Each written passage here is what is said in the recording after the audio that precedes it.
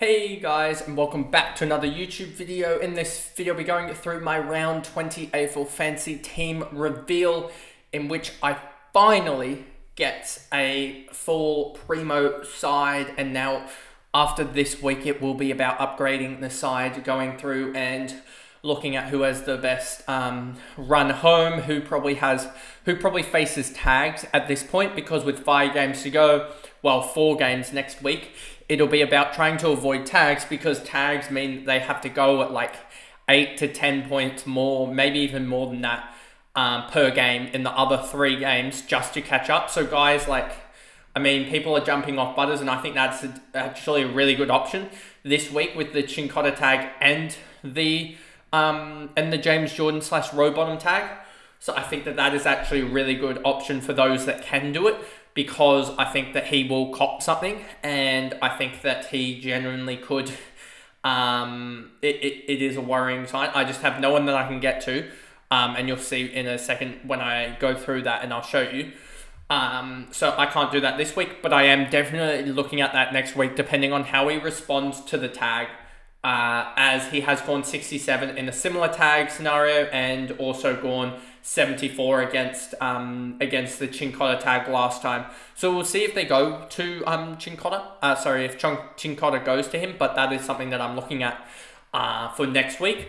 But anyway, before we jump into this video, remember to like and subscribe, turn the notification bell on so you know when I upload, and let's get into this video. So, try not to give it away. As you can see, down to 3K. Backline stays the exact same. This is Logan Evans. At least I have the emergency on him this week so that I can do it if he does go large. They are tonight against Carlton. So also we'll take the Butters VC off. The Butters captaincy off. I'm actually going to go for, I think, a Nick Martin here. I thought about Zorko as well. I thought about all these running backs, but I just like Nick Martin in the role that he's got at the moment. And I actually was referencing their lineup and just sort of seeing who do they have there. If we go to their lineup here, and the reason behind why I want Martin is I don't think he's going to push up onto the wing, to be honest with you, given that they've got Nick Cox, Xavier Dersma. They've also got Harrison Jones, a third winger, and Jai Menzie, a small forward as well. And they have Dyson Heppel as the 7th defender, as well as 2 on-ballers. So it will be interesting who's the sub. It could be Menzie the sub, and that means that they have the third winger there in Harrison Jones, and they have Perkins more on as a forward option, I would suspect, and Parrish on ball. But if Perkins is a sub, then that lines up perfectly to Nick Martin more staying in the back line. I will just check a little bit with people from Essendon just to double check with that. But yeah, I'm liking the look of a Nick Martin VC there. Who else do we have potential VCs? I just want to check with Gordon. What did he do against? He went 119 against them, but I like this Martin one because in a similar role he went 145 last time, and it's at Marvel Stadium, so I really do like that. I also like Sheasel now with both Fisher and also McKercher out, and he did go large against the Cats last time, so there is that one as well. I just need to double check with the likes of also, where are they playing at? They're playing at Taz, aren't they? Blundstone Arena. How's he go at Blundstone? Doesn't go necessarily the greatest. Does that involve a sub out game at Blundstone or something? Let me just double check that. Tasmania, no. Let me just Blundstone. Does that an 81 here? BA 92. No, I don't think. Oh, 50. Oh, that was that. When did he play? Let's double check this. Let me get rid of that for the time being. I just want to check this because CBA's last year he had a game against North Melbourne. Let's just check. North Melbourne's going to tick back over. It was against Melbourne here. Just looking at here. Against Melbourne at Blundstone Arena, he scored a 53, and I just want to see the CBAs for that. Where is the likes of Harry Sheasel? He had 7% CBAs. Now let's just check the likes of Harry Sheasel and see what role he was being played, because I don't think he was getting necessarily tagged in that, but he could have easily been getting tagged in that. Melbourne, he was lined up apparently as a midfielder, 80% TOG. I don't really see anything outlandish saying that he should have been, yeah, so it looks like he might have been tagged in this game. So, yeah, I don't think with the lineup that they have out that he will get tagged, at Blundstone against, the likes of the Cats. Where is it? Where is that? Cats. They're well out of order here. Where is this Cats? There it is.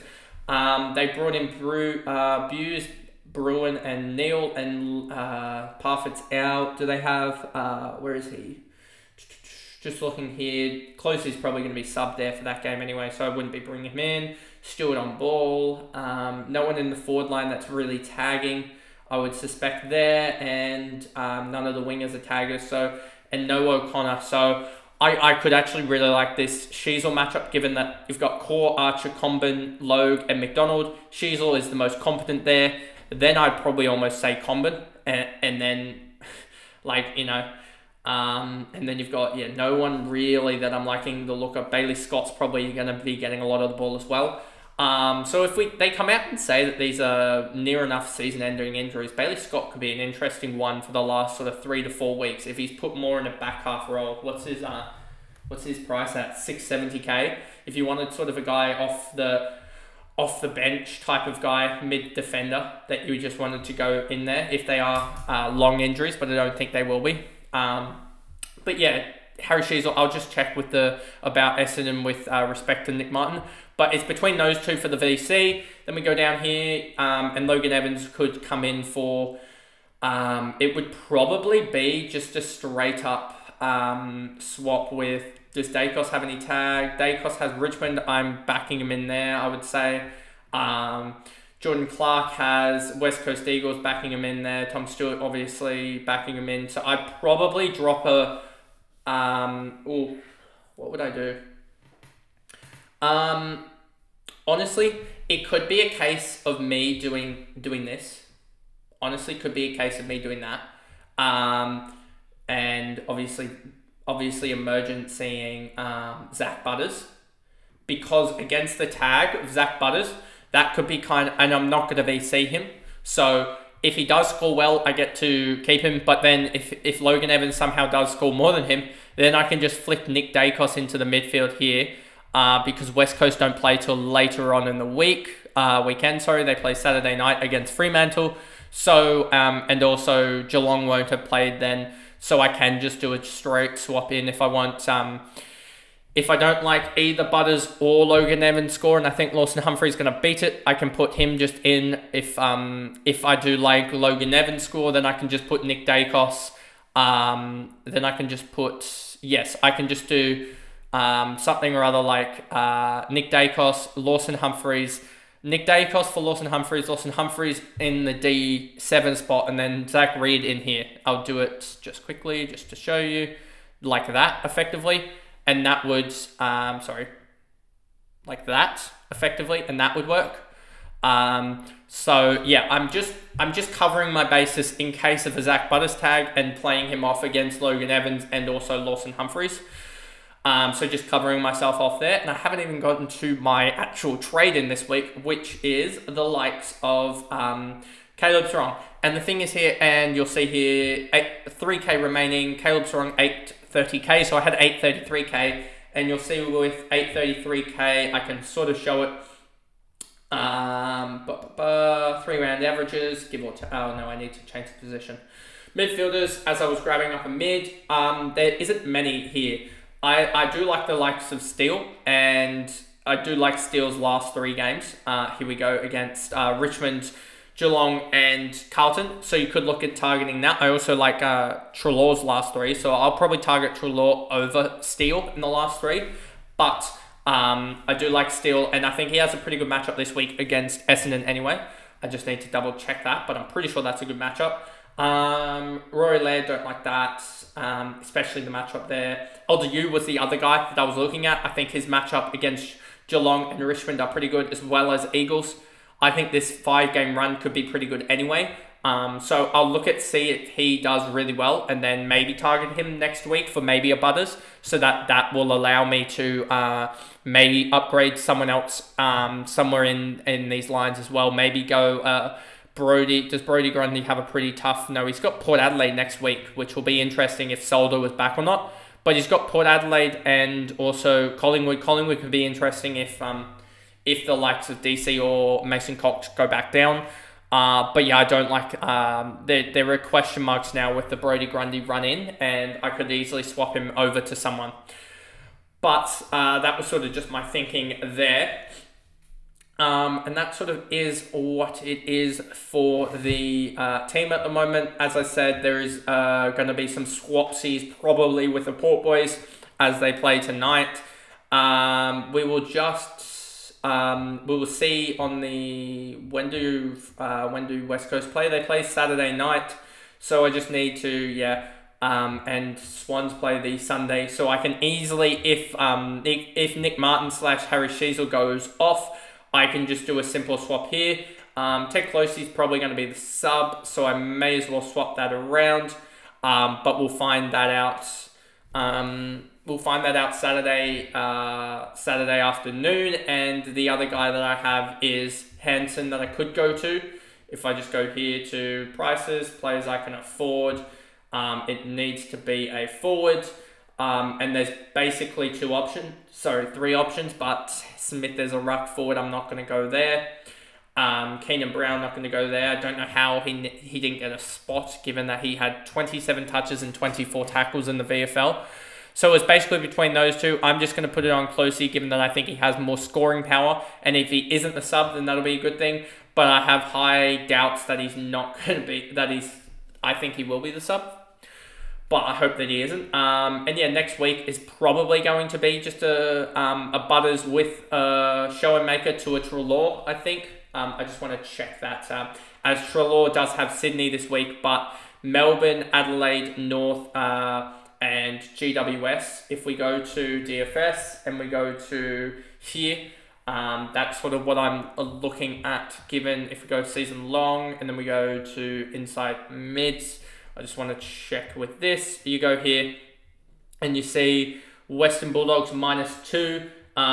North Melbourne's actually a red, so it's actually not the greatest. But I think Adelaide will... I wonder how Adelaide will react with Crouch probably back next week, which is quite miraculous. But I wonder how that'll react. But also I think that he's one that without a tag can easily go sort of that 110 range.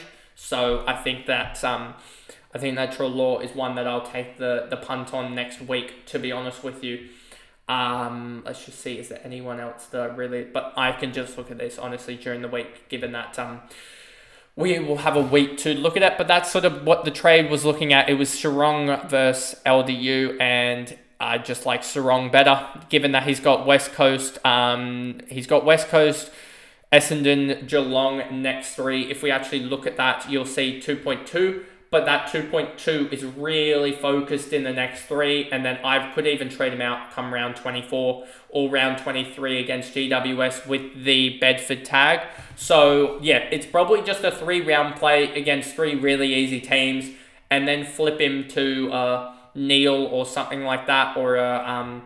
Or potentially a Melbourne if there's no real Melbourne guys that I like. Anyway, potentially flip him to a Carlton or something mid, maybe a Walsh. But yeah, that's just the way I'm looking at it at the moment. There isn't really many teams that I like the look of flipping him to. Let's just see. Yeah, potentially there's no real Geelong inside mids though. St Kilda, you could actually do what I'm now looking at here. Sorry, is that St Kilda? Where's St Kilda? St Kilda is up here. St Kilda has the Carlton matchup round 24 down. Who's just below St Kilda? Geelong. Who's below that? Carlton. So yeah. I don't know who you can really swap him to. It's kind of hard. Who's this one below? Sydney, maybe? You could maybe swap him to a... but then again, I've already got all the good Sydney mids are taken. Like, I've already got all the good ones. Maybe you could take a chance on the Chad Warner or something against Essendon and Adelaide, but I wouldn't be doing that personally, just given that he's an impact player and can fade out of games quite easily. So yeah, that's just some sort of my thought with Caleb Serong, is getting him in for these next 3 game stretches. I believe he will go genuinely nuts in the next 3 games. He probably even makes some cash over the next 3 weeks if he goes large, and then I can flip him quite easily to the next guy. But that pretty much is the video there, going through my team for round 20, my thoughts around it, and sort of what I'm looking at. And yeah, the sort of just, is there anyone really here that I'm looking at here? Just quickly, 1 second. 3 round averages. I don't really like many of the defenders. I'm interested in Sicily next year after the news of Barras and also Battle, potentially, both coming in. That should free him up massively. That will really help him. Sinclair this year, let me just check this. 1 second. Desi Kicker, I would think, maybe midfield, but Desi Kicker would be the one that I'd be looking at, and Senko to have a horrific run. Desi Kicker, is there anyone that has a really good run in? You would probably say, is that Gold Coast? Yeah, Gold Coast have a really good run in, so Sam Flanders' VCs aren't the worst, and even Sydney, to a certain extent, have a decent run in for designated kickers, but Carlton have the really good run to end the year. So Nick Newman in round 24 could be a go. That's actually an option potentially, is looking at here, going Nick Newman in rounds 23 and 24 for Caleb Serong, and then just putting Nick Dacos in the M8 role, or whatever what M8 was. So anyway, that is the video. I've gone on a little bit longer than I thought I would. That's the video there, going through my side, and I guess I will see you guys in the next video, which will be my Supercoach recap, which isn't going well. The season's over for that. But anyway, I'll see you guys in that video. Bye, guys.